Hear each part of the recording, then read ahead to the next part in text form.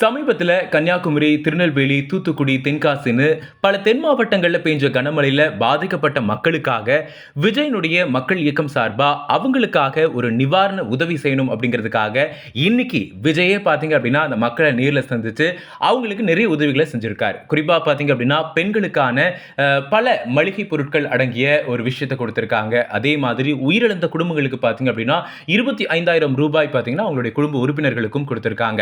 அங்க நிறைய நேரம் பார்த்தீங்க அப்படின்னா நின்று விஜய் ஒவ்வொருத்தருக்காக கொடுத்துக்கிட்டே இருந்தாரு. அப்போ நிறைய பெண்கள் அதாவது விஜயை பார்த்த சந்தோஷத்தில் அவங்களோட செல்ஃபி எடுக்கிறதா இருக்கட்டும், குறிப்பாக பார்த்தீங்கன்னா ஒரு பாட்டி அடையாளமே தெரியாமல் அப்புறம் அங்கே போயிட்டாங்க. ஒரு கியூட் ஸ்மைலோட நான் தான் விஜய் அப்படின்னு அவங்கள கூப்பிட்டு மறுபடியும் கொடுத்ததா இருக்கலாம். ஒரு பொண்ணு அவங்கள பார்த்ததுக்கு அப்புறமா எப்படியாவது ஒரு செல்ஃபி எடுத்துக்கலாமா அப்படின்னு கேட்டு செல்ஃபி எடுத்த விஷயமா இருக்கலாம். ஸோ இந்த மாதிரியான கியூட்டான மூமெண்ட் எல்லாமே இன்னைக்கு இந்த மக்களுக்கான நிவாரண உதவி செய்யக்கூடிய விஷயத்தில் நடந்துச்சு. குறிப்பாக பார்த்தீங்க அப்படின்னா விஜயனுடைய ரைட் ஹேண்ட்னு சொல்லக்கூடிய புஷி ஆனந்த் அவர் தான் பயங்கர டென்ஷன் ஆகிட்டே இருந்தார்.